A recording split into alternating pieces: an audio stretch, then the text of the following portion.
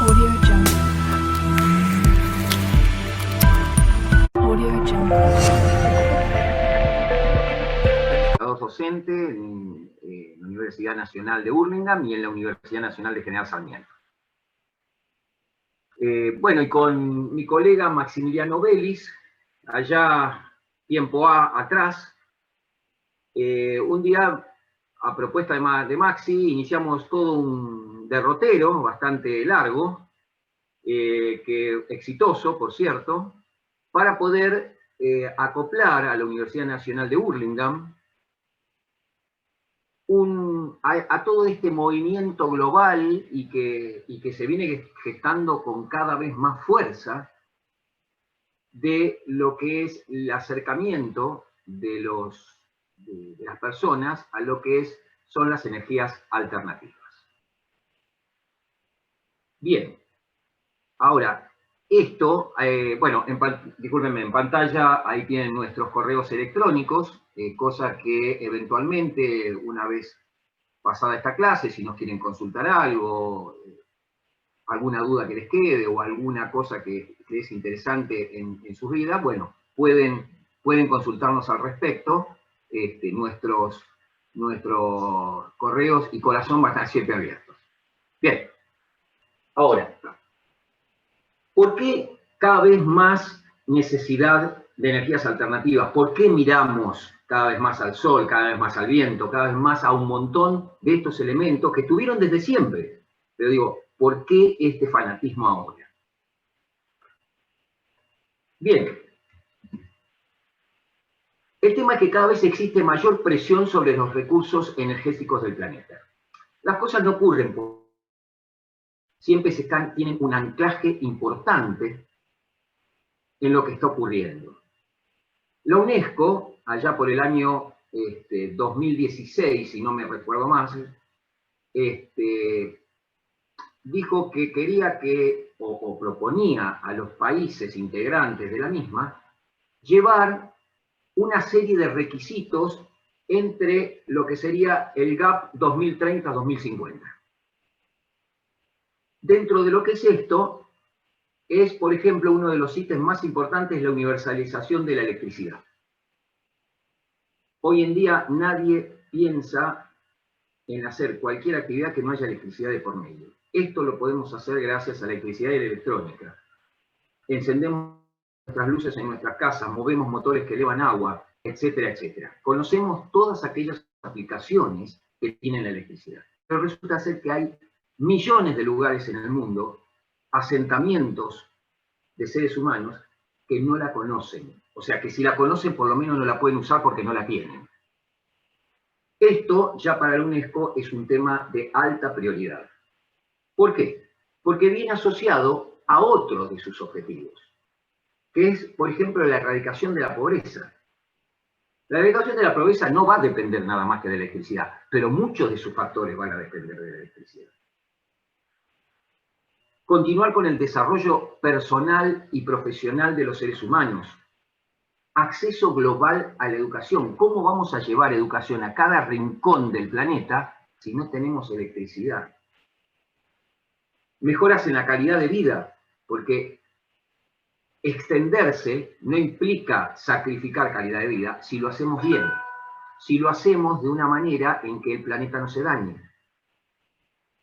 Ni que hablar de la eliminación del hambre. Bueno, eso ya depende también de otros factores, pero también de factores que tienen que ver con lo energético.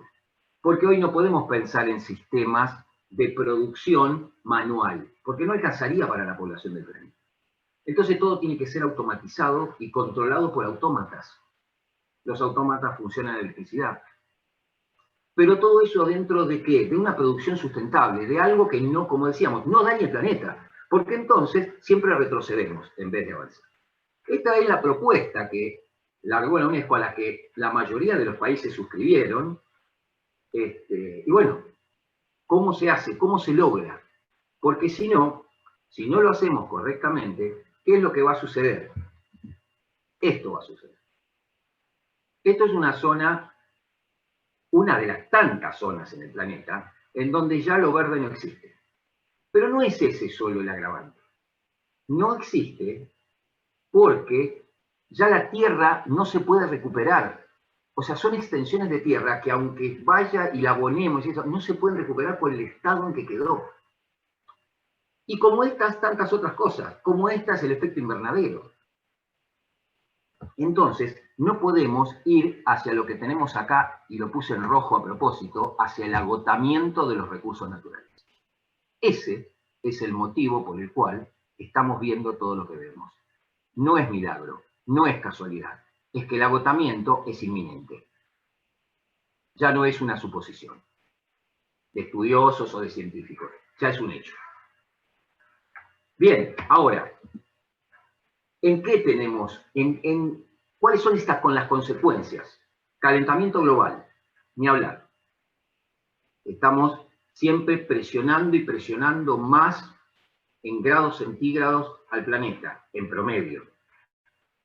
Esto provoca olas de calor. No sé si ustedes se acordarán lo que pasó no hace tanto tiempo en Australia, que los animales se morían, no porque se quemaban por las llamas, se morían porque se asfixiaban de calor directamente. El aumento del nivel del mar. Incendios. No sé acá particularmente los de Córdoba, algunos dicen que es provocado para aprovechar las tierras después para plantación, etcétera, etcétera, pero bueno, vayamos por el lado bueno, que tampoco es bueno. Incendios, ¿por qué? Y porque hay sequías, porque estamos presionando también permanentemente, no solo por la sequía que viene de lo propio natural del ecosistema de que se trate, sino porque nosotros empujamos también, porque si raleamos el bosque, también estamos empujando la sequía hacia nosotros. Tormentas más intensas, ni hablar de los derretimientos de glaciares. Bueno, ya el Polo Norte es un desastre. Así que, digamos que todos estos nos están poniendo cada vez más contra la pared. Y la pared es cada vez más dura y la espada cada vez más filosa. El Acuerdo de París del 2016 nos dice que si no reducimos eficientemente y urgentemente las emisiones de efecto invernadero y elevamos en 2 grados centígrados el promedio global de la temperatura del planeta, alcanzamos lo que se llama un punto de no retorno. El punto de no retorno es lo que dice, hagamos lo que hagamos después, el planeta se muere. Esto no está archidemostrado que 2 grados centígrados a nivel del planeta es mortal. Con lo cual, ¿por qué? Porque ya nos consumimos 1,5 de la época de preindustrial. Y ya nos queda esto nada más. Con lo cual, es inminente que hagamos algo. Ya no hay más posibilidades. Ok, ¿qué tenemos en las manos entonces? Ahora vamos a lo que tenemos. ¿Qué opciones tenemos para poder parar ese desastre? Las opciones que tenemos son muchas, Carmen. Tenemos la solar, que es el tema de esta clase en particular de hoy y que vamos inminentemente a comenzar. Pero esto nos ancla en los por qué. Y las tecnologías que no dependen o que nos olvidamos en algún lugar los por qué, terminamos haciendo, como más de una vez, los programadores indios que no sabían para qué programaban algo y después eso va adentro de una ojiva nuclear para guiar el misil intercontinental. Entonces dice, pero yo no hice el misil. Pregunta, ¿para qué? Bueno, ese es el anclaje que necesariamente tiene que tener la tecnología, porque si no generamos tecnología que, ¿para qué sirve? Ok, entonces, solar es una. Hidroeléctrica, siempre es una buena opción. Además, la hidroeléctrica también se está pensando actualmente como pequeños depósitos con diferencia de altura. Entonces, uno eleva el agua y después el agua la vuelve a niveles más bajos y entonces vuelve a obtener la energía que elevó en algún momento cuando me sobraba. Entonces, esta cosa hidroeléctrica no hay que pensarla nada más como en las grandes usinas hidroeléctricas, que es lo que nos da la energía de base, sino también en métodos un poquito más modernos e interesantes que tienen que ver con el ingenio. La mareomotriz. Bueno, nosotros tenemos un caso acá en la provincia de Buenos Aires, ahí por el Cóndor, por la playa del Cóndor, etc. En toda esa zona, las mareas son impresionantes. Hay 2 crecidas al día, 2 al día, y de unos metros impresionantes, enormes. Tanto es así que cubren y descubren cuevas enormes. La diferencia de nivel del mar. Entonces, ¿por qué no aprovecharlo? Cuando viene, bárbaro, cuando se va, tenemos. Entonces, todo eso es energía que podemos aprovechar. Ola motriz es también respecto del mar, pero con respecto a las olas. Las olas, hay playas que no le consumen toda la energía, pero hay otros lugares donde hay acantilados, por ejemplo, que las olas llegan con un enorme potencial, con una enorme fuerza y pegan de una manera tan fuerte que terminan derruyendo las piedras, o sea, comiéndose las piedras. Así que la energía es enorme. ¿Por qué no aprovecharla también? Eólica, bueno, en el sur, nosotros tenemos un montón. Me refiero exclusivamente a nuestro país, esto se piensa también en otras partes del mundo, acomodándolo a las localías correspondientes y a lo que disponen cada uno en su lugar, pero bueno, nosotros somos argentinos y bueno, yo lo pienso en términos nuestros, ¿no? Pero esto es aplicable a cualquier país del mundo. Eólica, bueno, en el sur tenemos grandes caudales de viento que nos pueden mover un generador y darnos energía eléctrica. Geotérmica, los geysers y otros lugares donde hay emanación natural de agua caliente, ya sea mejor en forma de vapor, como los geysers, porque directamente ya la naturaleza hizo por nosotros el trabajo, ese vapor lo canalizamos correctamente y podemos mover una turbina. Y también el agua caliente, pasado por ciertos mecanismos, también nos puede servir para calentar cosas, pasándolo por los niveles correspondientes. Sobre todo usando, por ejemplo, máquinas Stirling de alta eficiencia, en donde podemos hacer pasar agua caliente natural por los cilindros calientes de la máquina Stirling. Y eso a su vez nos puede, acoplado a un pequeño generador, nos puede dar una pequeña cantidad de energía eléctrica. Y biomasa también es importantísimo porque hay muchos residuos inclusive de otros procesos industriales de distinto tipo, y que todo eso, en vez de dejarlo tirado o en vez de tirarlo en un basurero, se puede reciclar y generar grandes fuentes de calor, porque en definitiva todo se resume a generar grandes fuentes de calor que nos permiten tener cómo mover una turbina, y esa turbina acoplada a un generador. Siempre es lo mismo, vamos a parar siempre a lo mismo, salvo en el caso de la energía solar, porque la energía solar ya es un efecto, que ahora lo vamos a ver en detalle, ya es un efecto más electrónico que de movimiento. Bien, entonces, vemos que tenemos en las manos realmente muchas herramientas para poder pasar este proceso, para poder pararlo. Y, lo que es más importante, tenemos ya las tecnologías correspondientes para poder aprovecharlo.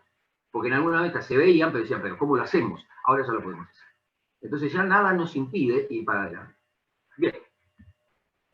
Entonces, una vez que nos ubicamos en esto, vamos específicamente a lo nuestro, que es la energía eléctrica a partir de la energía solar. Que son estos hermosos paneles, en su mayoría vistos como azules, por el tipo de cristales que tiene, y que nos permite traducir toda esta energía gratis, que nos viene del espacio, que viene, nos guste o no nos guste, está acá, y que por qué desperdiciarla, si tenemos grandes extensiones de tierra perfectamente adaptables para poner toneladas y toneladas de paneles que nos pueden brindar toda esta energía que estamos necesitando y poder apagar de a poco toda esa producción que produce efecto invernadero, como son los derivados del petróleo y del carbón. Bueno, bien, entonces vamos al elemento más básico que nos permite traducir la energía solar en energía eléctrica, que es la célula fotovoltaica. La célula fotovoltaica es un dispositivo electrónico que se basa en una juntura PN y que puede traducir la energía solar en energía eléctrica. A ver, para aquellos que, permítanme hacer un pequeño impasse acá de la presentación, porque quiero focalizarme un poquito. Una juntura PN es la base de toda la electrónica existente hoy en día. Todo lo que tenemos de electrónica se basa en la juntura PN. PN, NPN y todos sus derivados, tanto sea FET, MOSFET o TPL. Con esto llegamos, juntando junturas, llegamos en definitiva a los microcontroladores y llegamos a los sistemas sofisticados y a los grandes computadores. ¿Y en qué consiste la juntura? La juntura consiste en tener un material de silicio, en donde, en realidad dos materiales de silicio, en donde uno se lo dopa P y el otro se dopa N. ¿Y qué significa esto de dopar el material? Dopar el material justamente es entregarle más cantidad a la estructura cristalina, entregarle más cantidad de dispositivos de los que tiene normalmente. ¿Y qué son estos dispositivos? Electrones. O le saco electrones o le meto electrones. Ahora uno dice, pero si le meto electrones, tengo electrones sueltos así en el material. No, el material es neutro y estable.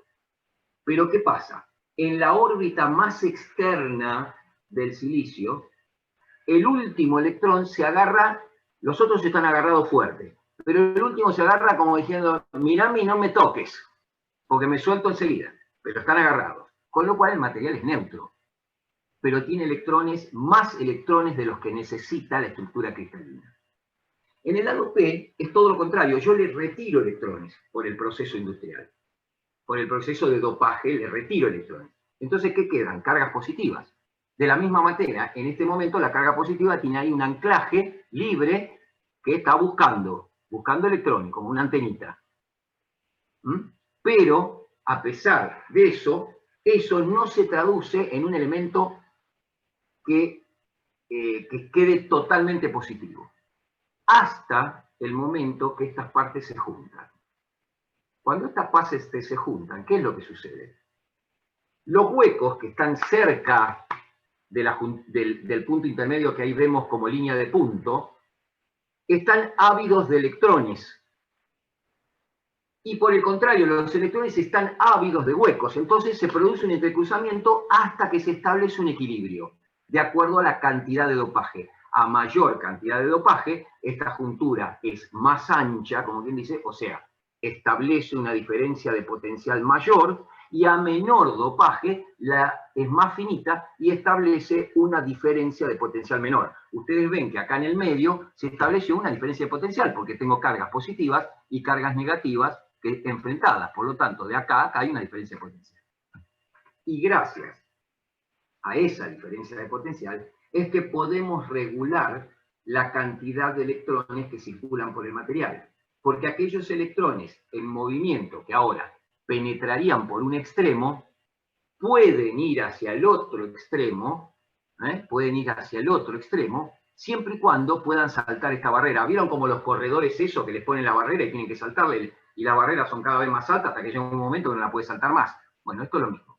El electrón que tiene suficiente energía, salta. El que no tiene suficiente energía, se queda del otro lado. Y entonces, toda la cantidad de electrones que podrían pasar como si fuera un conductor de cobre, no pueden pasar. Pasan algunos. Y entonces a partir de ahí empezamos a regular la cantidad de corriente que circula. Y cantidad de corriente regulada es energía regulada. Bien, quería hacer esta digresión porque si no, lo que viene ahora, pueden algunos que entienden algo de electrónica lo podían entender, otros no, entonces quería hacer un impasse ahí. Bien, ahora vuelvo a mi presentación.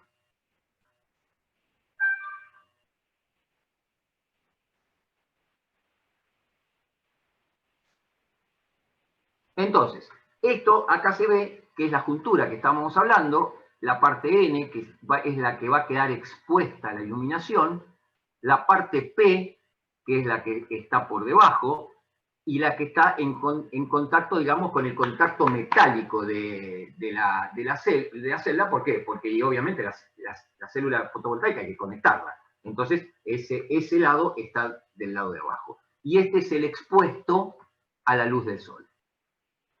Bien. Entonces, ¿cómo es el principio de funcionamiento? Ahora que ya nos ubicamos cómo se forma, entonces decíamos, la parte N está expuesta al sol. Acá tenemos el contacto. Entonces, llega el fotón, que viene con una cierta cantidad de energía, impacta sobre la superficie N.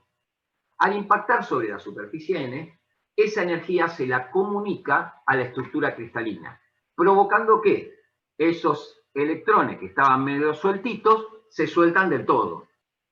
Entonces, al soltarse, provocan un par electrón, que es subproducto del proceso, se hace, digamos, cristalizar a su vez sobre una superficie de vidrio, como si se adhiriera el vapor. Entonces se forma una estructura cristalina, pero altamente no uniforme, altamente irregular, pero es baratísima. Esta es la más barata de todas, lejos. Y se usa en general para los relojes solares, para las calculadoras solares. ¿Vieron ese panelcito que uno lo pone al sol y entonces tiene energía para poder hacer las cuentas, etcétera? Y fíjense que tienen en general un color marrón. Son uniformemente marrones. Entonces, bueno, se usa para ese tipo de cosas. Son aplicaciones muy de bajo costo también, pero masivas. Entonces vale la pena fabricarlos, porque son masivas. Teniendo además de cuenta que el costo de la fabricación es bajo. Y además que pueden ser flexibles. Porque como es un depósito, ese depósito se puede hacer sobre una lámina especial, y esa lámina, si tiene cierta flexibilidad, el depósito ya está adherido, con lo cual lo podemos poner en formatos redondos y de todo tipo. Entonces, eso también es una pequeña ventaja que tiene para cierto tipo de aplicaciones. Bien, ya conocimos ahora cómo funciona el panel, que es uno de los elementos fundamentales, pero es el del cual yo puedo ir hacia todo el resto, porque si no, no tengo nada. Ya tengo la energía eléctrica en términos de tensión continua. Bien, entonces, el panel, yo tengo que juntar un montón de paneles. Al juntar un montón de paneles, voy a tener paneles que, de acuerdo a cómo estén de limpios, si le pego una sombra, no, etc., me va a entregar distintas tensiones. Entonces, voy a necesitar un regulador. Yo necesito que esa tensión se empareje y esté libre de fluctuaciones. Entonces necesito un regulador de tensión, que es ese elemento que ustedes ven acá a la derecha. Este es el elemento al cual pasa primero el panel por acá y se encarga de regular la tensión. Una vez que la tensión está reprolija, muy bien armada, entonces ya está disponible para ser utilizada. ¿Y en qué la utilizamos? Una puede ser cargando una batería. ¿Para qué? Para cuando este señor que está acá desaparece, que es el sol, yo tenga energía remanente para seguir produciendo energía. Cuando me sobra energía porque tengo un solazo, bueno, voy cargando la batería y además puedo usar. Y después para usar. Y acá tenemos dos sabores. Uno puede ser directamente en continua, qué sé yo, tengo un coche eléctrico y necesito cargarlo, por ejemplo, y se cargan en continua, entonces tomo desde ahí, o le pongo lo que llamamos inversor. El inversor es el elemento electrónico que se encarga de transformar la energía continua, la tensión continua, en alterna. Y en definitiva, es la que nos lleva la tensión hasta los enchufes. Entonces ahí nosotros ya sí podemos conectar nuestro ventilador, nuestra heladera, nuestra plancha, la luz ambiental, etc. Antes no podríamos de este lado. Solamente podemos conectar aquello que acepte una tensión continua. Entonces este es el otro elemento importante. Entonces prácticamente, resumiendo, tenemos el que transforma los fotones en energía eléctrica, el que regula esa energía eléctrica, el que transforma esa energía eléctrica en algo potable para los electrodomésticos de la casa o de lo que sea. Y eventualmente puede o no llevar un elemento de almacenamiento.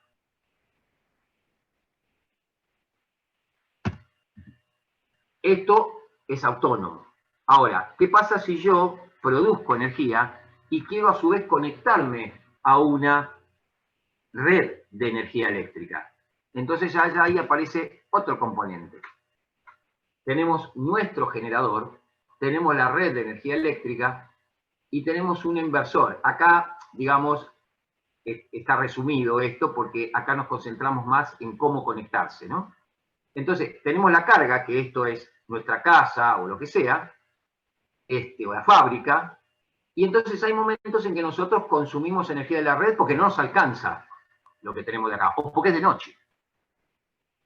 Y cuando tenemos un sol bárbaro, capaz que nos alcanza y además tenemos para entregar a la red. Entonces, obviamente, vamos a necesitar lo que se llama, en este caso está dibujado como dos medidores, que es uno de producción y otro de consumo, pero en realidad hoy en día es un medidor bidireccional que mide la potencia que es hacia ambos lados. Entonces, a la potencia consumida se le resta la potencia entregada a la red y eso, en definitiva, es lo que nos van a facturar. Entonces, acá ya nosotros no solo producimos energía para nosotros, sino que además podemos aportar a la red nuestro pequeño granito de arena. ¿Para qué? Para que un montón de esos granitos de arena sea un enorme médano y entonces, volviendo al principio, podemos apagar una central de derivados del petróleo, por ejemplo. Entonces, esta es una manera interesante de aprovechar la energía, porque en algún momento nos va a sobrar. Entonces, ¿para qué tirarla?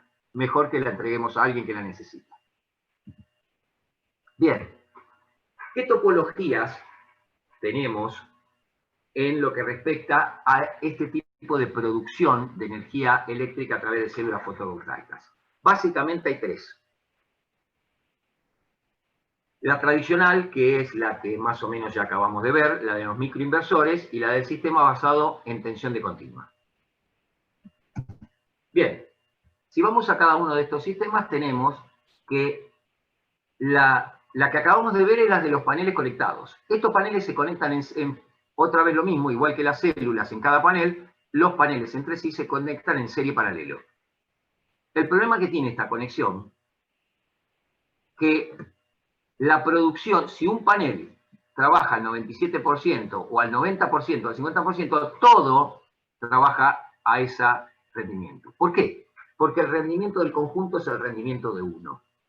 Porque están conectados en serie, paralelo. Entonces yo no puedo tener una regulación particular por un panel. No. Es una sola cosa lo que me llega. Entonces, todo lo viene acá, el primer módulo, que esta caja que vemos acá, la primera parte del módulo de esa caja es justamente el regulador de tensión, que es único. Y después viene el inversor, que estaría todo junto en esta caja. Entonces, un panel me baja rendimiento o me sale de servicio y todo le pasa lo mismo. Y además todos los paneles tienen que ser iguales. Porque si pongo paneles distintos, de distinto rendimiento, sacrifico y estoy tirando la plata. Todos aquellos paneles que son más costosos, pero pongo uno de menos costo y que no tiene el mismo rendimiento, todos van a trabajar a lo de ese rendimiento, tiré la plata. Y todos tienen que tener la misma orientación, porque si hay uno que no está orientado correctamente y está tomando menos iluminación, ¿qué es lo que ocurre? Todos van a trabajar a la iluminación de ese. Entonces uno dice, bueno, está bien, listo, tiremos el sistema tradicional. No, no lo tiremos, porque resulta ser que es baratísimo. O sea, a ver, dentro de los costos que significan estos sistemas fotovoltaicos, es el más barato. Lejos es el más barato. Porque no tiene grandes sistemas electrónicos. Entonces, obviamente mucha gente opta por esto porque dice, bueno, me baja el rendimiento, pero el otro no lo puedo pagar. Y también esto tiene un riesgo, que es el tema del mantenimiento. Si uno accidentalmente apaga el regulador y el inversor y accede por un tema de mantenimiento a los cables, hay que tener mucho cuidado porque los paneles no se apagan y siguen generando. Y si hay mucho sol, tenemos una enorme tensión ahí de continua. Y acuérdense, la tensión de continua electroliza la sangre. Y lo que hace es provoca un estrés en los músculos que hace que los músculos se cierren completamente y nos quedamos pegados y no nos puede separar. Entonces, bueno, ojo con esto. Bien, la otra cosa son los microinversores.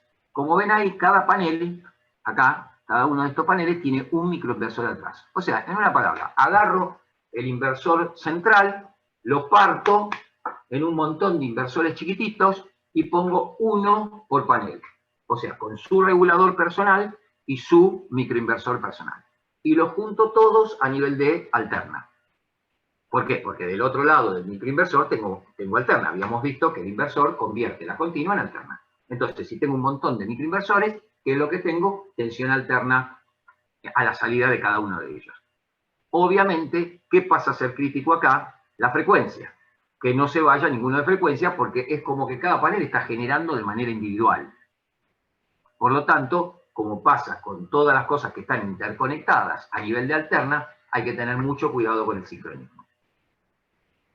Pero el rendimiento total no es el rendimiento del panel del menor rendimiento. ¿Por qué? Y porque cada uno es individual, se regula a sí mismo, produce lo que puede entregar, entrega la energía que puede integrar de acuerdo a su rendimiento y listo.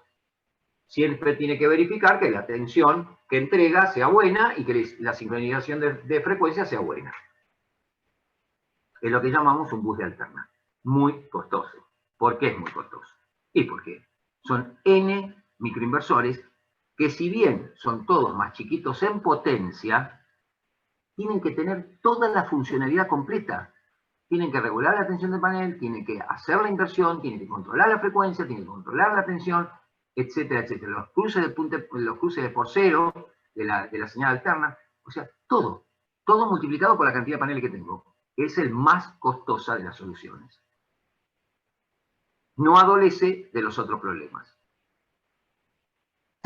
Finalmente, el del bus basado en continua, lo que hace el bus basado en continua es deja un inversor central, pero lleva a los paneles, a cada uno de ellos, sus reguladores de tensión. Entonces, cada panel tiene su propio regulador de tensión, buscando a nivel electrónico ese puntito famoso que hablábamos hoy en la curva de máxima potencia. Trata de hacer trabajar siempre, de acuerdo a la incidencia del sol, etcétera, al panel en el punto de máxima potencia, de manera independiente. Y solo tiene que garantizar, al igual que el bus de alterna, que su bus de continua se mantenga bien en términos de tensión y energía. Entonces, listo. Cada uno produce y es independiente. Por lo tanto, no vemos afectado el rendimiento total por el rendimiento de un panel. Con un agregado, que es lo que, por ejemplo, esta es la instalación que está en una JUR. Desde nuestra óptica, desde la óptica la mía y de Maxi, obviamente es la instalación más eficiente que se ha diseñado hasta ahora, porque tiene lo mejor de los dos mundos.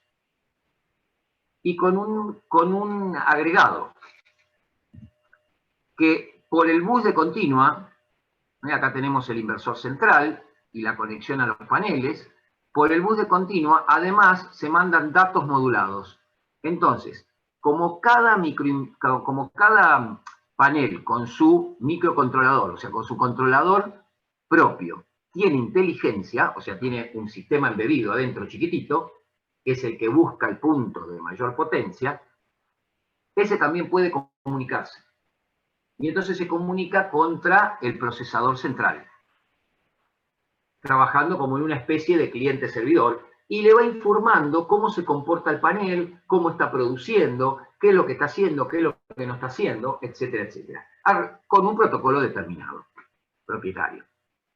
Bueno, esto después, por supuesto, uno puede utilizar toda esa información para ver el estado de los paneles, etcétera, etcétera, cosa que después van a ver en la presentación en la parte de Maxi. Pero lo que es importante en todo esto, que empiezo a tener control total de mi instalación, desde todo punto de vista. Y, además, como estos paneles son inteligentes y tienen control total sobre su panel, el sistema embebido que está ahí, si se da cuenta de que sale de servicio el sistema central o que sale de servicio el bus, automáticamente se pone en cortocircuito. Es un cortocircuito engañoso, porque en realidad se pone a 1 volt.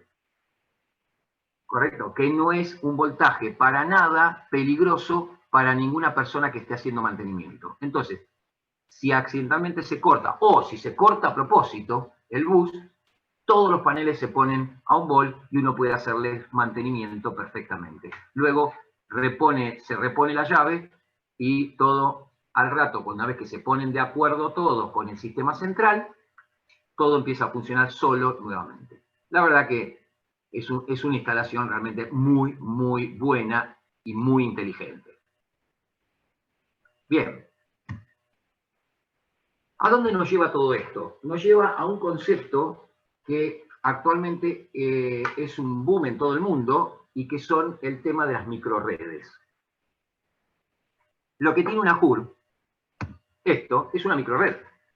De hecho, está conectada acá al sistema eléctrico, al AC Grid. Es una microred. Si no consumís lo que producís, lo está entregando.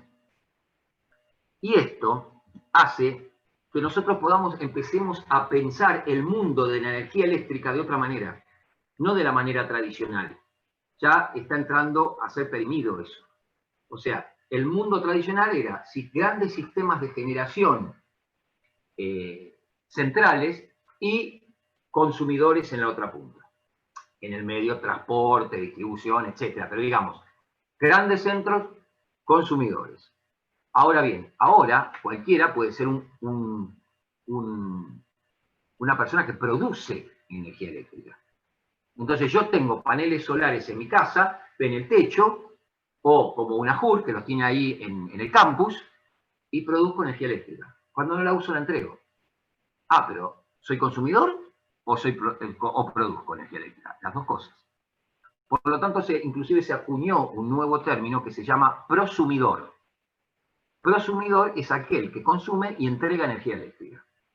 Por lo tanto, se están acomodando todos los estándares, muchos de ellos ya están hechos, y otros están por venir, para establecer las relaciones entre todos ellos. Porque ahora, acá hay una persona, por ejemplo, que está conectado a este bus de 540 y a través de un inversor le da alimentación a su fábrica. Pero este, por ejemplo, se conecta en realidad a un bus de 300 volts, por ejemplo. ¿Por qué? Porque hay un conversor de CDC que se lo baja y acá con un conversor de CAC alimenta su casa. Pero a su vez puede tener en el techo una producción fotovoltaica, que puede tener almacenamiento en batería y a través de un inversor entregar al bus de 540. Y así sucesivamente. Entonces todo empieza a ser dinámico de ida y vuelta, en donde yo puedo estar consumiendo lo que está produciendo mi vecino y el día de mañana mi vecino consume lo que produzco yo y aparte un poquito de la red también y así. Entonces se establece toda una interrelación muy intrincada de cómo se va a manejar todo eso. Porque además, todo esto tiene que estar controlado. Por eso este bus vertical, en donde cada uno de estos elementos, que en definitiva son inversores, rectificadores, contactores, protecciones, seguridad, etcétera, van a estar controlados por elementos de control, que hoy lo tienen las grandes productores de energía eléctrica, pero que lo tienen que tener también los pequeños productores, porque si no podemos hacer un desastre. Entonces todos estos controladores van a un anillo de comunicación o bus de comunicación en donde estarán las centrales de monitoreo y donde estarán las centrales de gestión. Porque no se olviden que la energía hay que gestionarla. Hoy en día, por ejemplo, nosotros vamos y decimos, quiero poner un medidor. Entonces vamos al distribuidor y le decimos, che, dame energía eléctrica. El tipo viene, hace lo suyo, qué sé yo. Pero a su vez el distribuidor le compra la energía al transportista. Y el transportista le tiene que pagar a la generación. Todo eso está todo arreglado hoy. Pero ¿qué va a pasar cuando yo produzca energía eléctrica? ¿A quién le vendo? ¿Yo le tengo que vender? La energía eléctrica la voy a producir en baja o en media tensión. Y si la produzco en media tensión, me tienen que comprar a mí los distribuidores o los distribuidores le compran al otro y el otro me pasa un porcentaje. Es un despelote todo eso, pero todo eso se está reglamentando. ¿Por qué? Porque cada vez hay más microredes. Se está llenando el mundo de microredes. De hecho, Brasil es uno de los que más microredes está generando y uno de los que más te está tratando de impulsar a nivel Latinoamérica toda esta estandarización de cómo se va a manejar todo esto. Bien, acá tenemos otro ejemplo de microred, por ejemplo, acá tenemos la red tradicional, el transformador, el interruptor inteligente, y tenemos un bus de alterna. Y por ejemplo, podemos tener una carga térmica, una estación fotovoltaica que genera y entrega al bus de alterna, una generación eólica, en este caso es alterna-alterna, pero también acá puedo tener un punto de carga, por ejemplo, un coche que se está cargando, puedo tener baterías de almacenamiento de la energía, como veíamos antes, pero ya son grandes centros de almacenamiento de energía, ya no es una batería, dos, tres, ya son baterías monstruosas, centros de almacenamiento de energía directamente. ¿Para qué? Para que todas estas generaciones, cuando no se consuman, no se desperdicien. Y por supuesto tenemos las cargas monofásicas y trifásicas, que pueden ser consumidores solos o pueden ser prosumidores, porque también puede ser que este que está acá también esté generando con un techo solar.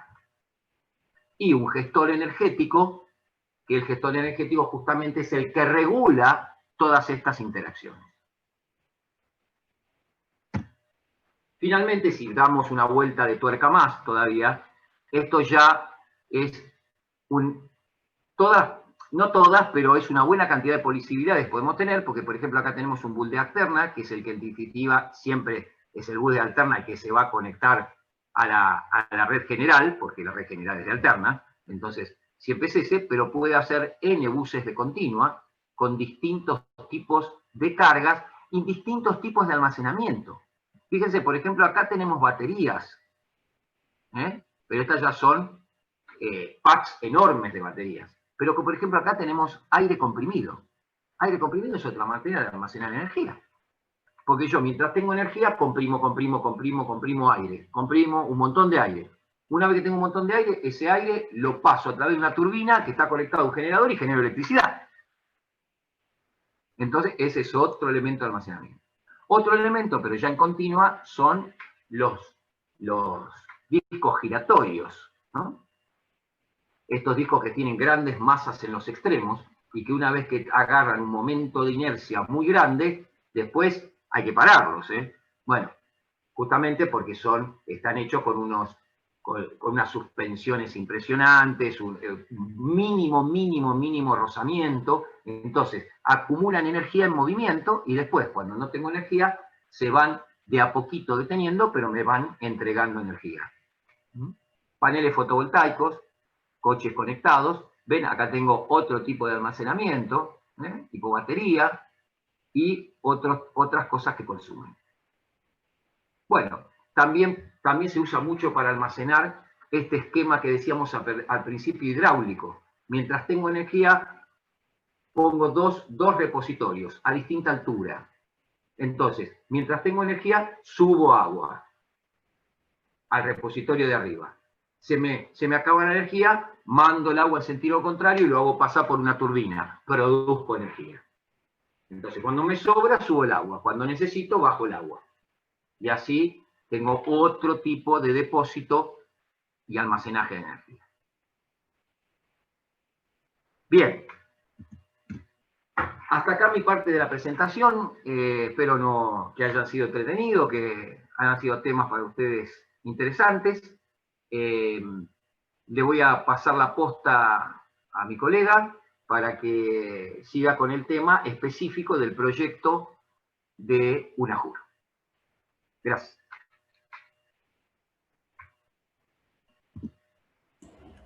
Gracias, Gustavo. Bueno, si les parece, ahora hacemos un cambio de compartir pantalla, simplemente para desligarlo a Gus de tener que pedirle que me pase las diapositivas. Así que creo que ya puedo... Cuando dejes de compartir, Gus, creo que ahí puedo entrar. Espérate que no sé qué hice, que no sé por qué no puedo dejar de compartir. Un momentito. El botón verde, el botón verde posible, probablemente tenga que hacer un estudio del lugar, un estudio de sombra del lugar, para ver que a lo largo del año, pero no solamente en un determinado instante, sino que a lo largo del año, por los 365 días del año, yo tenga de alguna manera algún parámetro óptimo de máxima eficiencia producto de la radiación que yo estoy consiguiendo. Entonces, para abordar ese punto, fíjense que acá les ponemos algunos conceptos básicos que se pueden googlear desde Wikipedia, ¿no es cierto? De hecho, fíjense que le ponemos la fuente, es Wikipedia, pero para que tengamos claro el concepto de, sobre todo el concepto de irradiancia, ¿no? Que tiene que ver con esa radiación solar, esa radiación electromagnética que nos llega del espacio a la Tierra, y es lo que en definitiva se va a transformar en potencia por unidad de área. ¿Unidad de área de qué? En este caso, de la celda fotovoltaica. ¿Y qué tipo de potencia? Potencia activa, está bien, esa potencia que genera trabajo por unidad de área. Entonces, una de las cosas, uno de los conceptos principales que vamos a tener que tener en cuenta de orden cero es el tema de irradiancia. Potencia activa, entonces, por unidad de área. En el lugar donde yo voy a hacer la instalación, probablemente esa información ya la tenga de entrada, porque muchos especialistas han estudiado el tema de la irradiancia y cómo cambia a lo largo, por ejemplo, del país, y se han generado distintos mapas de radiación solar.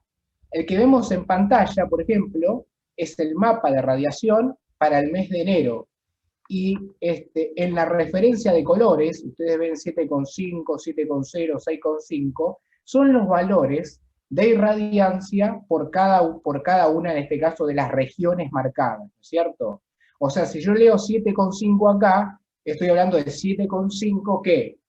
Vatios por unidad de área, vatios por metro cuadrado.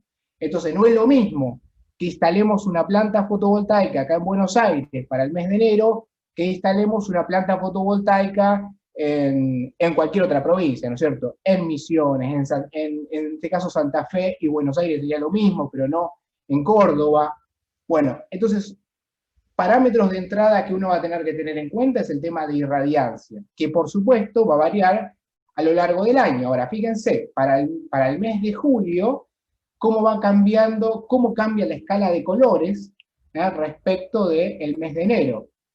Y lo que vamos a ver más adelante, con datos estadísticos, es que justamente julio va a ser el mes en donde nosotros tengamos menor producción. Ya sea, si estoy pensando en generación de energía eléctrica o en calentamiento de fluido, ¿no? Generación o térmico. En julio probablemente es el mes en donde uno tenga el menor rendimiento. ¿Pero por qué? Porque fíjense los valores de irradiancia distribuidos a lo largo del país. Bueno, primer concepto. Ya sabemos, enero, julio, vemos cómo cambia de forma abismal el tema de los valores de irradiancia, digamos, de acuerdo a la zona. Ahora, bueno, a ver, si estamos pensando entonces en una planta fotovoltaica, la queremos poner en Hurlingham, por supuesto tenemos que ver dónde está. De hecho, yo tuve que buscar en el Maps, tuve que ver dónde estaba Hurlingham, porque si bien sé llegar a la universidad, pero en el mapa no me ubicaba. Entonces, fíjense, en el punto rojo Hurlingham, ya nos da una idea, al poner el Google Maps, vuelvo acá, y nos da una idea de en qué zona estaríamos. Para el mes de julio, estaríamos con 2,0 vatios por metro cuadrado de valor de irradianza. O para el mes de enero, estaríamos en qué orden de magnitud. ¿Qué color ven acá ustedes? Yo la verdad veo un color de 6,5, ¿no? Vatios por metro cuadrado. Entonces, bueno, punto de partida es, conozco los valores de irradianza para los distintos meses, esa información es pública, es una información oficial que se encuentra en la Secretaría de Energía de la Nación, y digo, bueno, a partir de la ubicación de donde específicamente estoy pensando instalar la planta fotovoltaica, ya me da una idea de cómo va a ser, cuando mire los 12 mapitas en serie, me va a dar una idea de cómo va a ser esa variación de índice de irradianza, ¿no? Entonces, bien, la planta que tenemos en la universidad es una planta, como les dije antes, ¿no? 40 paneles solares, tiene un inversor trifásico, en el esquema que ya les comentó Gustavo, que tiene por cada panel tiene los optimizadores de potencia, esos controladores de tensión. Y la cuestión es que del conjunto de los 40 paneles, o sea, todo esto lo pienso, todo esto que está encuadrado en celeste, lo pienso que está dentro de esta cajita, ¿está bien? Y para mí, todo ese arreglo es un único sistema que nos aporta 10 kilovatios, ¿no es cierto? Esa es la información que tenemos de input. La pregunta, una de las preguntas que uno se podría hacer es, esos 10 kilovatios, ¿por quién está limitado? Supongamos que el sol, tenemos un sol tal que puedo alcanzar rápidamente ese valor de potencia de 10 kilovatios. Los paneles los tengo. Ahora, ¿qué me limita que sea 10 y que no sea 11? ¿Qué me limita que sea 11 y no sea 20? O sea, supongamos que el sol se duplica, un día nos levantamos a la mañana, el sol se duplicó, ¿puedo entonces tener un día 20 kilovatios en vez de 10 kilovatios que me genere? De acuerdo a lo que les explicó Gustavo de la celda fotovoltaica, y si yo tengo el doble de sol, posiblemente en esa curva de rendimiento podré tener, no sé si el doble, pero podré tener un porcentaje mayor de potencia generada por cada panel. Pero la cuestión es que en la instalación, como vieron la estructura que comentó Gustavo, no solo tengo los paneles, tengo las baterías en su sistema aislado, tengo el inversor y tengo, en este caso, los optimizadores de potencia. Pero entonces, si está el doble de sol, voy a tener un sistema de 20 kilovatios, y la realidad es que, por lo menos en la planta que está en Hurlingham, en la universidad, no. Porque quien me está limitando la potencia, por más que yo tenga 2, 3, 4 veces el sol, es la tecnología de los semiconductores que conforman el inversor de potencia. Lo que me está marcando el límite en todo el arreglo de la instalación es el inversor, no son los paneles. O sea, si yo tengo el doble de sol o triple de sol, probablemente tenga mayor generación dentro de la cajita que habíamos visto. Pero la tecnología que además necesito para que todo sea un sistema funcional, la limitante, el cuello de botella, la tengo con el inversor. Ahora, si yo compro después, en vez de tener un inversor de 10 kilovatios, tengo uno de 20 kilovatios, y posiblemente ahí el cuello de botella sea sorteado. ¿Está bien? ¿Se entiende el concepto? Entonces digo, de acuerdo a qué es lo que yo quiera estudiar, y cómo lo quiera estudiar, tengo que, dentro del conjunto de la instalación, ir viendo componente a componente y determinar de alguna manera quiénes son limitantes en qué. Habiendo dicho esto, entonces, nosotros tenemos 40 paneles, dijimos. Esta es la foto de la instalación que tenemos en la universidad. Ahora, la cuestión es, a nosotros la literatura, si nosotros vamos a cualquier manual, nos dice, y bueno, para los países ubicados en el hemisferio sur, los paneles de forma óptima tienen que estar mirando todos hacia el norte con una determinada inclinación que depende de la zona en donde se va a instalar. Perfecto, eso lo teníamos claro con Gustavo en el momento cero, o sea, información de manual. Ahora bien, nosotros no pensamos en que iban a estar los 40 paneles mirando hacia el norte con la inclinación que nos decía el manual. No porque seamos, sino porque en realidad, y haciendo énfasis a la asignatura, digamos, que cursan, que es de eficiencia energética, lo que nos gusta estudiar muchas veces es ver, bueno, a ver, no tengo todo al norte, no tengo todos a 25 grados o a 10 grados. Tengo variaciones, variación de ángulo, variación de ubicación, variación de las variables que ahora vamos a ver, de sombra si se quiere. Entonces digo, lo que queremos ver es, nosotros tenemos un arreglo como el que vemos acá en pantalla, en donde un conjunto apunta hacia el norte con la inclinación que tienen que estar, como nos dice el manualcito, y tenemos otros que no cumplen el manualcito, podemos ver en la generación, y cuando curvas de generación de cada paquete, podemos ver la diferencia entre qué pasa con esto que nos dice el manualcito y qué pasa con variables que nosotros pongamos. Y a partir de ahí poder estudiar, en términos relativos, cómo va cambiando esa producción de energía de acuerdo a las variables que uno le ponga. Entonces ahí la cosa cambia, porque ya, está bien, el manual nos decía cómo había que hacerlo, pero para poder estudiar otros fenómenos, es importante, digamos, conocer y experimentar cómo va variando las cuestiones en términos relativos.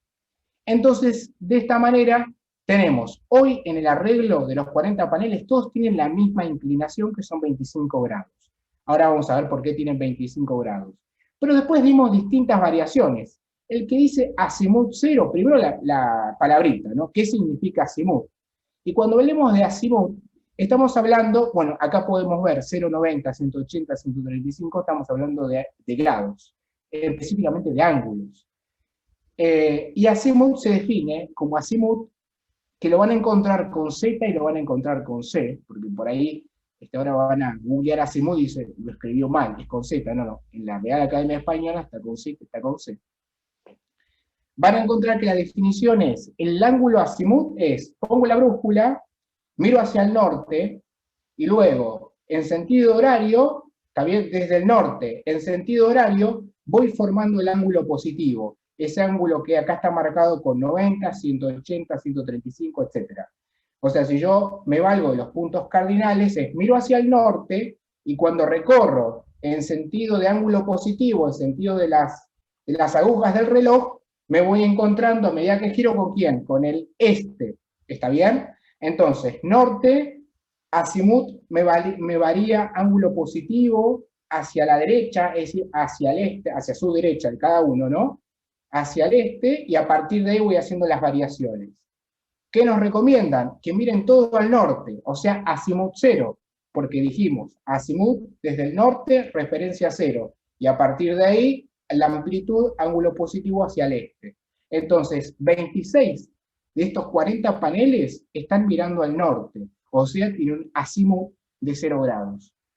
Y luego hay un par de cada panel, o sea, hay paquetitos de 2 paneles que tienen un azimut de 90, 180, 135, 225, 270 y 315. De esta forma, ustedes van a evidenciar, sobre todo cuando el próximo miércoles trabajemos la parte práctica, van a evidenciar comportamientos, es la idea, que ustedes puedan evidenciar comportamientos y puedan establecer relaciones porcentuales relativas entre qué pasa con la generación cuando voy alternando distintas variables. A modo de ejemplo, les queríamos poner, por ejemplo, la producción del sistema instalado en la universidad en el mes de enero de este año. En ese momento todavía no nos imaginábamos que íbamos a estar 7 meses encerrados. No nos imaginábamos. Fíjense que está el gráfico, es un gráfico, digamos, de barras, que muestra por día cuánto fue la energía, porque fíjense que me está marcando en verde los vatios hora, cuánto fue la energía por cada día del mes de enero. Entonces uno podría rápidamente, uno puede tratar de encontrar que en esta fecha, o sea que el 30, estoy entre el 30 y el 16. Tendríamos que ver en detalle en la tabla, pero yo creo que el 30 de enero fue el día en donde hubo mayor producción de energía activa de la planta fotovoltaica. Si coinciden, pueden poner en el chat, si coinciden conmigo que es el 30, creo que se ve apenas por encima del 16 de enero, ¿no es cierto? Entonces, cosas que se evidencian, por ejemplo, ustedes pueden ver estas curvas de colores corresponden a, agarramos un día en particular, por ejemplo, el 10 de abril, dijimos, a ver, ¿qué pasó el 10 de abril de este año? ¿Qué pasa con la generación de los paneles? A ver, agarramos el 10 de abril y lo que hicimos fue graficar la producción de potencia activa, fíjense acá tienen vatio, ¿no? De potencia activa a lo largo del día, de las horas del día, de 1, 2, 3, 4, 5, 6, 7 paneles. Esos 7 paneles no fueron elegidos de forma trivial. Acá tienen el esquemático de la configuración. Son 7 paneles que corresponden uno a cada una de las orientaciones que habíamos elegido. O sea que es 1 por cada ángulo de azimut. Fíjense, el verde es P1.1.3, y si me voy al conjunto de arreglo 1.1.3, aparece acá. Y esta información no la tienen, pero se las decimos. Este conjunto de paneles, que son 26 en total, que estoy marcando con un circulito imaginario, están mirando al norte. O sea que el 1.1.3 mira al norte. Y luego tienen la variación 1.1.4, hacemos uno más, que fíjense que es este panel. Lo que deberíamos hacer después, que es lo que van a hacer ustedes el miércoles que viene, es ver qué ángulo de azimut tiene y qué variación, digamos, qué comportamiento uno puede evidenciar de lo parecido y lo distinto con respecto a cada una de las variaciones. Entonces, claro, uno tiene, dijimos que dentro de la cajita esta iba a estar el arreglo de 40 paneles. Y nos interesa que toda la radiación electromagnética que nos da el Sol sea aprovechada en lo máximo que se pueda con las variables que nosotros podemos controlar. Entonces, ¿cuáles son esas variables que aparecen, que están dando vuelta ahí? Bueno, el área de ubicación está claro que es una de las variables. A ver, la universidad tuvo la posibilidad de instalar los 40 paneles donde están, muy cerquita del edificio Malvinas Argentinas, pero tranquilamente esa ubicación podría no haber estado, y teníamos que repensar una ubicación en alguna parte. Ahora, en donde uno pensaba la ubicación, tenía que, por supuesto, estudiar el conjunto de sombras que iban a estar involucradas. Posicionamiento del sistema global, latitud, es lo que habíamos visto de la ubicación, en qué parte, digo, si estoy dentro de Argentina, en qué provincia, y dentro de la provincia, en dónde estoy. Por eso marcamos Hurlingham, ¿no? Por eso agarramos el Maps y marcamos Hurlingham, porque queríamos saber cuál era la latitud de la localidad. Medio ambiente, claro, medio nublado. Bueno, dijimos que esto, nosotros acá por lo menos no lo controlamos. No sé si, no sé por cuánto tiempo, digo, no lo controlemos. Algún día capaz que existe un ventilador gigante que hace mover las nubes más rápido, ¿no? Del cielo, no sé. Estación solar, nos referimos a otoño, invierno, primavera, verano, lo que habíamos visto del mapa de radiación de Argentina en el mes de julio, digo, muy distinto al mapa de radiación del mes de enero. Y la inclinación, cuando hablamos de inclinación, estamos hablando de la celda fotovoltaica respecto del suelo, cuál es el ángulo beta de inclinación de esa celda fotovoltaica. Por ejemplo, si lo pongo en un techo con teja, ¿no? En un techo inclinado, no necesariamente con teja, la teja cada vez se usa menos, creo que no sé si ya se está fabricando, no importa. Veamos entonces, empecemos a ver algunas cositas de las variables. Inclinación beta y orientación gamma. Y estos son como las dos variables que inciden directamente, digamos, en lo que es el aprovechamiento de la radiación solar para el tiempo T, donde el tiempo T puede ser horas del día, meses, ¿no? La inclinación beta creo que nos queda claro a todos, ¿no? Respecto al horizontal, cuánto estoy elevando, ¿no?, el panel solar. Ahora, la orientación gamma, acá lo llamamos gamma, pero en realidad la orientación gamma hace referencia a azimut. O sea que, si el panel está mirando al norte, ese gamma ¿cuánto vale? 0. ¿Estamos de acuerdo? Y luego, si gamma tiene ángulos positivos, significa que yo estoy parado en el norte, viene con la brújula, viene en el norte, y me muevo hacia la derecha, o sea, hacia el sentido del este. Y para gamas negativos, significa que yo tengo ángulos hacia el oeste. Está bien, parado en el norte, mirando hacia el oeste. Ángulo positivo, ángulo negativo. Esa es la convención que se suele usar. Entonces, claro, uno cuando tiene que definir, digo, bueno, supongamos, ya tenemos el lugar donde va a ir la instalación. Y uno tiene que decir, bueno, a ver, vamos a poner 40 paneles, ¿con qué ángulo? Y dice, bueno, más o menos, ponele 10, ponele 20. La realidad es que para saber exactamente el ángulo que debería llevar para establecer el punto óptimo, deberíamos arremangarnos con mucha trigonometría, jugando un poquito con la astronomía de la posición del Sol, que vamos a ver un poquito más adelante. Pero la literatura tiene como una regla mnemotécnica que funciona bastante bien, que te dice que para el valor de latitud más 10 grados, vos vas a obtener la mayor radiación en los meses de invierno. Y si vos agarrás el valor de latitud, estamos hablando de la ubicación del lugar, ¿no es cierto? Menos 10 grados, y tenés la mayor radiación en los meses de verano. Entonces acá viene el criterio del que está a cargo del proyecto.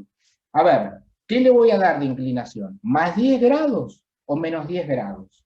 Y bueno, ahí tengo que estudiar, tengo que hacer una estadística y empezar a estimar la producción de energía. Y entonces, el criterio que uno va a adoptar, quiero que el arreglo de, en este caso, 40 paneles, tenga la mejor producción en invierno o tenga la mayor radiación en verano. ¿En invierno o en verano? Tengo que ponderar. Y para ponderar, tengo que hacer una estimación estadística, ¿no es cierto? Ahí la pregunta que queríamos hacerle es: ¿qué criterio les parece que optó la planta fotovoltaica que está en la universidad? No sé si habíamos dicho, no lo habíamos dicho, porque si no sería una pregunta sin mucho sentido, pero bueno, acá creo que más arriba estaba el dato, pero la inclinación de los paneles que tienen hoy es 25 grados, y eso es porque la latitud de Hurlingham, si se acuerdan el mapita, se acuerdan del mapita, pero acá damos la información, que es 34 grados, o sea que, ¿qué pasó? ¿Qué hicimos aproximadamente? Y bueno, le restamos 10. Entonces ponderamos, en este caso, que haya mayor radiación en los meses de verano, considerando un mayor aprovechamiento de energía en ese mes. Acá una salvedad. Nosotros acá comentamos el valor, esta reglita mnemotécnica, digamos que está bien validada por la literatura, de decir más 10 o menos 10 grados. Pero uno puede remangarse y no llevaría mucho tiempo hacer un cálculo, o sea, jugar con la trigonometría y jugar un poquito con la astronomía para encontrar exactamente el valor de punto óptimo. La pregunta es, si te lleva un día de trabajo, es decir, bueno, a ver, ¿cuánto en realidad le estoy por encima o por debajo del estimado que me está marcando acá la literatura, ¿no es cierto? Bueno, eso es un poquito a evaluar, cuestiones a evaluar.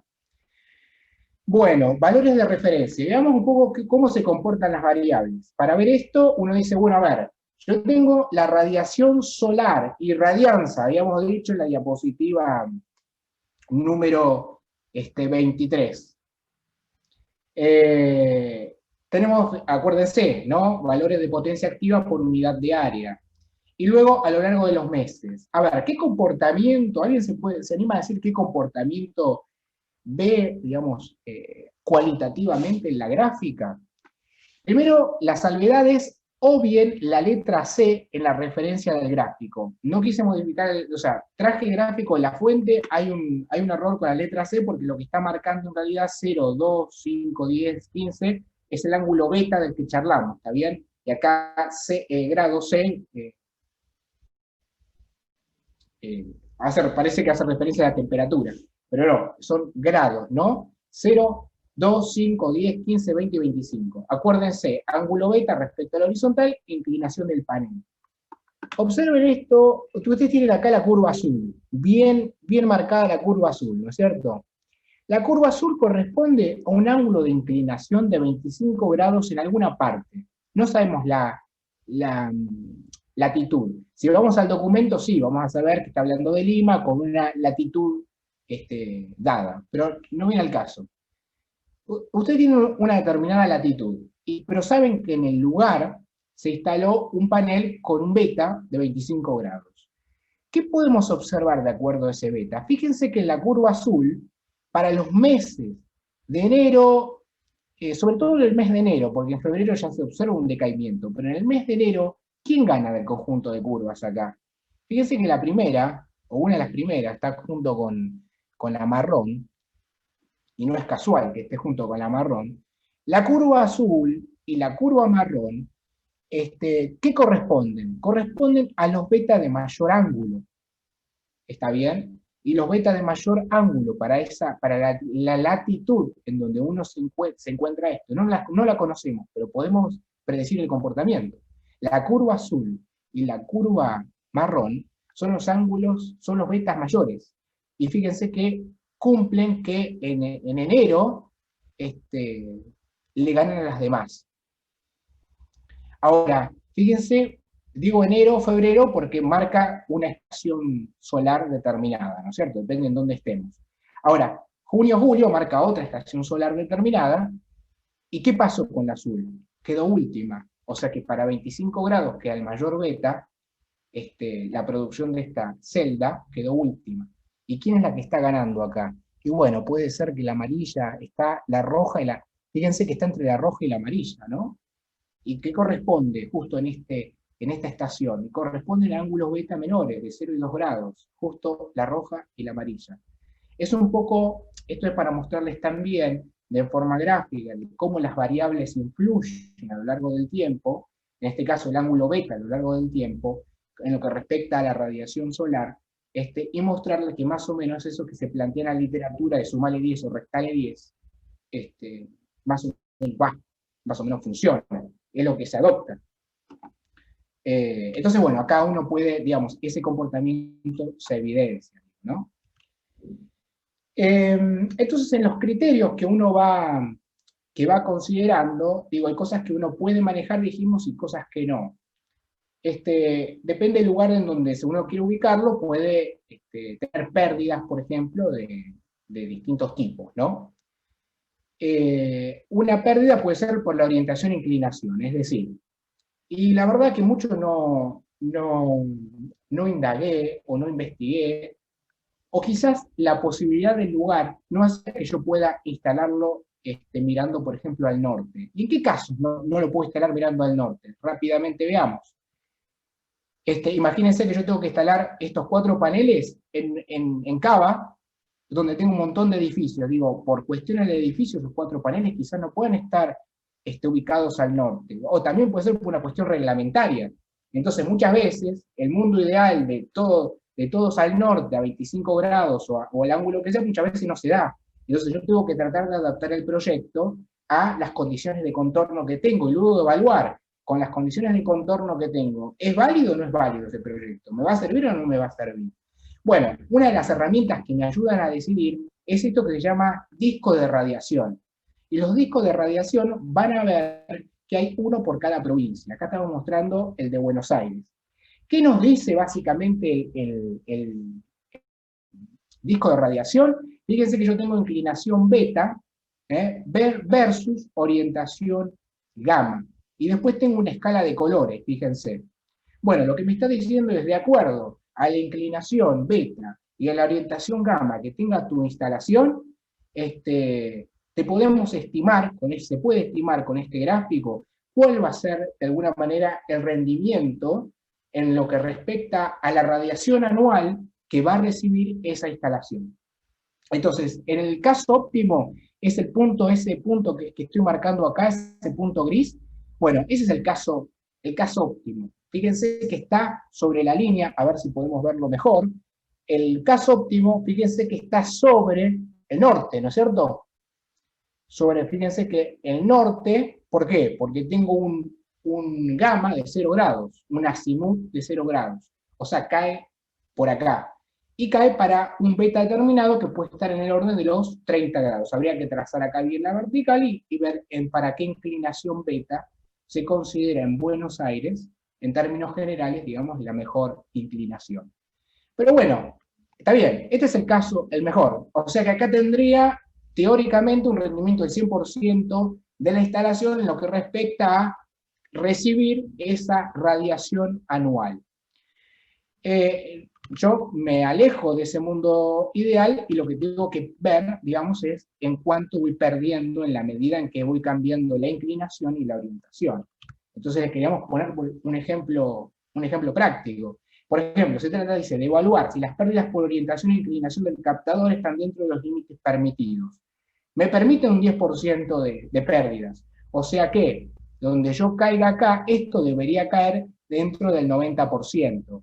¿Está bien? O sea, fíjense que el 100 es gris, el 95 es rojo y estaría por este anaranjadito, que es este anaranjadito. O sea, me tiene que caer por acá o me tiene que caer por acá.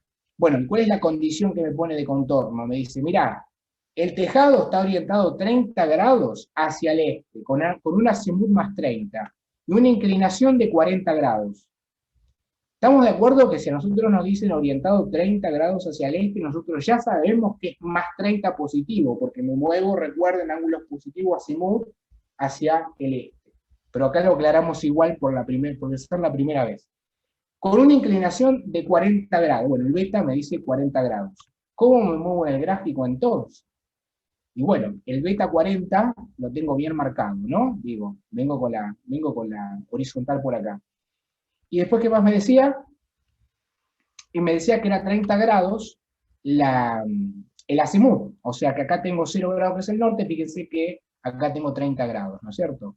O sea que me está hablando de algo que caería si hago la intersección de 40 y 30, estaría cayendo dentro del 95%. ¿Está bien? Estaría entre el 95 y entre el 90 y el 95%. O sea, debería hacerlo en detalle, ¿no es cierto? Escala en gráfico y ver que efectivamente cumpla.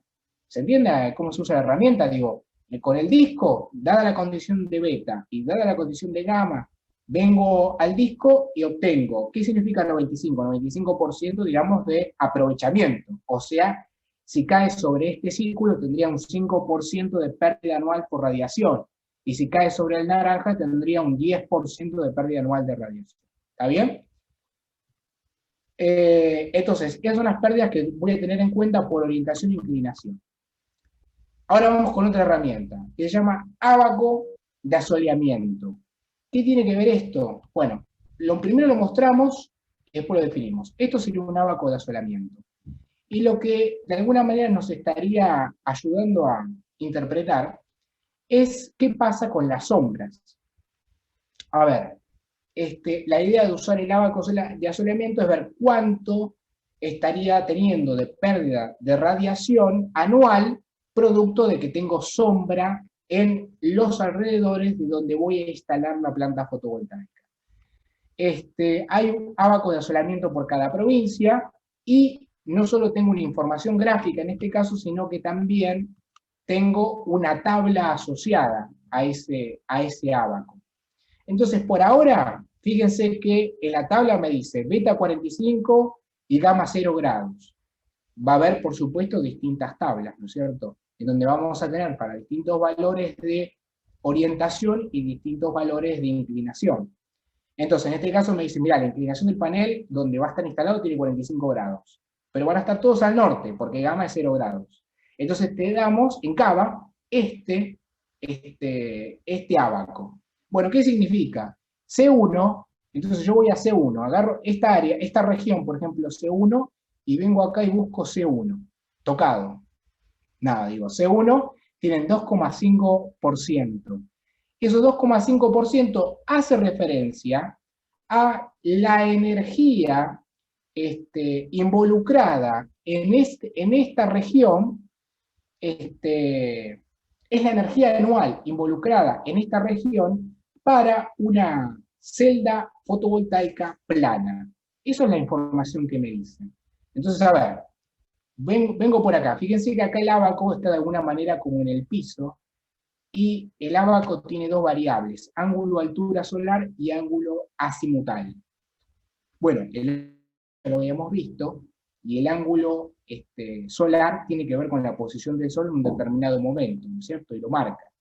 Entonces, de alguna manera es ver, en el recorrido a lo largo del día del Sol, es ver si los edificios, cuánto me van a hacer sombra los edificios en donde está la instalación. Ahora, parece que hay una brecha grande. Digo, ¿cómo ahora pongo el dato acá de los edificios que va a haber a los alrededores? Entonces, queríamos mostrarle un ejemplo sencillo, práctico, en donde supóngase que tenemos una instalación en Capital. Elegimos Capital simplemente porque hay mayor cantidad de edificios. Pero supóngase que nos dicen, bueno, mira, esta instalación va a tener un beta de 45 grados, de acuerdo a la latitud, que anda en 35 más 10 para que tenga un mejor aprovechamiento en invierno, y un gamma y una orientación de menos 30. Como es menos 30, recuerden, el norte antihorario, entonces es hacia el oeste. ¿Por qué no hacia el norte? Y por cuestiones del edificio, por norma del edificio, no puedo ponerlo más que ahí. Te pueden preguntar, ¿es factible o no es factible? Y bueno, las cosas que hay que hacer, fíjense, es de los edificios aledaños a donde van, acá están los panelcitos, ¿no? De los edificios aledaños de donde está el panelcito, lo que vamos a hacer es marcar todos los vértices. Los vértices que de alguna manera influyen en donde van a estar instalados. O sea, visto desde los paneles, visto desde la fuente, si quieren fuente de corriente, me paro en los paneles y empiezo a contar los vértices de los edificios que veo. Y los voy señalizando, M, N, K, H, I, ¿está bien? Señalizo todos los vértices. Bueno, a ver, si tenemos que señalizar los vértices y tenemos que poner cotas, para poner cota hay que buscar un sistema de referencia. ¿Dónde vamos a poner el sistema de referencia? El punto 000XZ. Entonces, bueno, para el análisis se toma por convención que ese 000 va a estar en el centro inferior central de la instalación. En este arreglo de 4 panelcitos, en el punto inferior de los paneles, del medio de los paneles, acá estoy marcando el 000 como origen de mi sistema de coordenadas. Y bueno, y a partir de ahí tendré que metro, largo, altura, ancho, y empezar a marcar cada uno de los vértices. Por ejemplo, el vértice B, que lo pueden ver acá, que ustedes lo tenían acá, lo estoy marcando con la flecha del mouse. B está acá está la instalación, acá hicimos un zoom. B está acá está la instalación. Y fíjense, el 000 está acá, ¿no es cierto? En el medio, en la parte inferior, es simétrico en la instalación. Y muevo 8,83 metros hacia este lado. La pregunta es más o menos? ¿Más 8,83 o menos 8,83? Si nos fijamos, perdón que me fui. Si nos fijamos, fíjense que una vez que yo marqué el 000 en la parte inferior de la instalación, ese me indica mi norte del sistema de coordenado. ¿Tiene que ver con el azimut? No. Tiene que ver con el norte de mi sistema, ¿está bien? Ahí voy a definir el eje Y positivo creciente. Luego, para que cumpla la terna estrógeno, un sistema estrógeno X y Z, tendré que definir un X positivo para acá, y Z, ¿cómo es? Regla de la mano derecha, crece hacia arriba. ¿Estamos de acuerdo? X y Z hacia arriba. Bueno, entonces si me vengo acá, tenemos 8,83 metros. ¿Esto es positivo o negativo por lo que vimos? Fíjense, X entonces positivo. Y 3,85 metros, tengo que llegar al vértice B, ¿no? Estoy en 0, 0. 8,83 positivo, me meto adentro de 3,85, eso es negativo. ¿Todos de acuerdo que es negativo?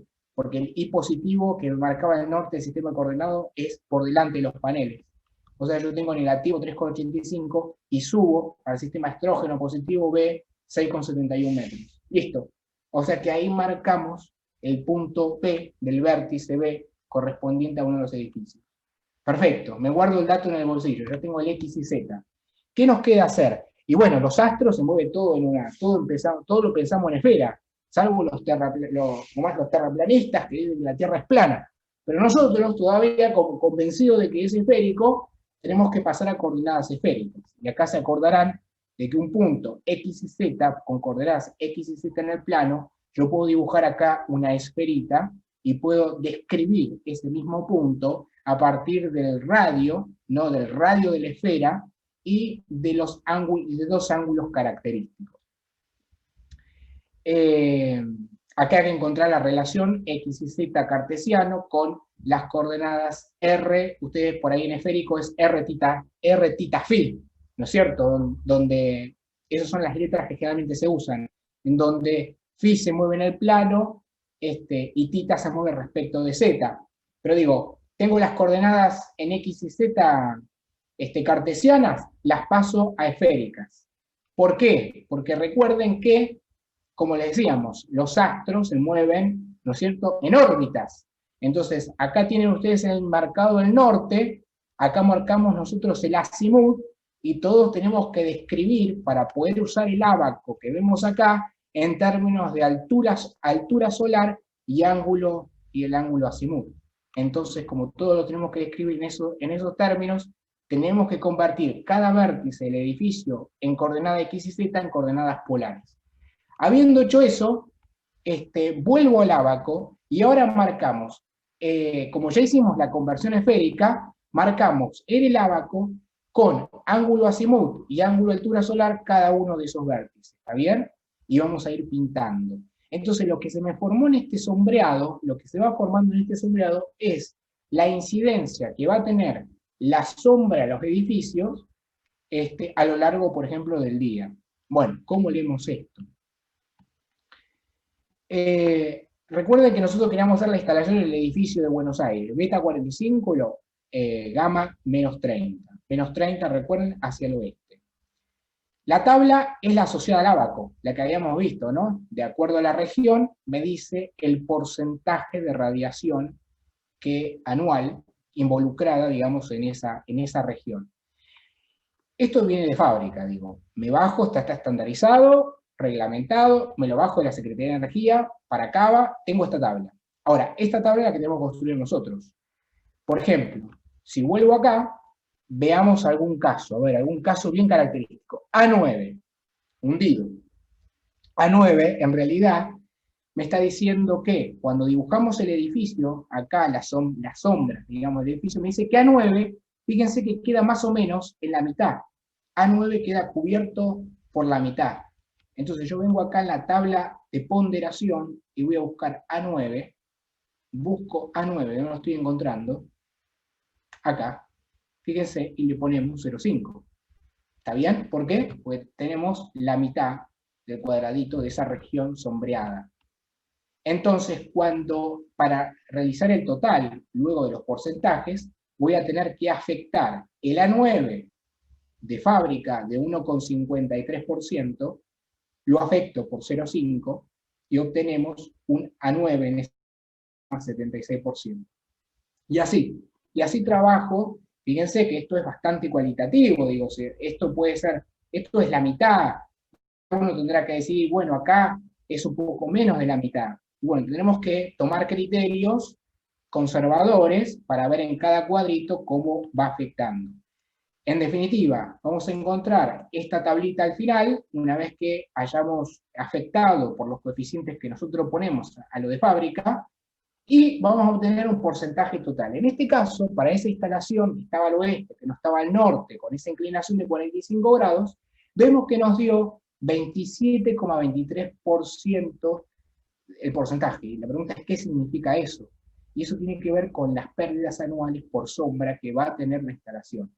La pregunta, entonces, que nos pueden hacer a nosotros es, mirá, yo te pongo la plata para que pongas esos paneles, pero si tenemos que evaluar si tener un 27,23% de pérdidas anuales por sombra es factible o no. Digo, tenemos que evaluar de acuerdo a la inversión que uno haya hecho en definitiva. A esto hay que sumarle el polvo, digo, ¿se van a limpiar los paneles? No se van a limpiar. Hay que sumarle la cuestión meteorológica que no controlamos. ¿Hay nubes? ¿No hay nubes? ¿Cuánto día nublado va a tener? Digo, ¿en cuánto amortizo en definitiva esa inversión? Digo, ¿no? Son todas las variables que uno tiene que tener en cuenta en el momento de plantear un proyecto. Bueno, y siendo 8 menos 1 minuto, les vamos a dejar también la referencia bibliográfica. Recuerden que mucha de la información que nosotros mostramos acá, el tema de las tablas y los ábacos, se encuentran en la página oficial de la Secretaría de Energía de la Nación, y le pusimos algo de literatura también para que puedan leer un poco más en detalle. Bueno. Audio Jungle.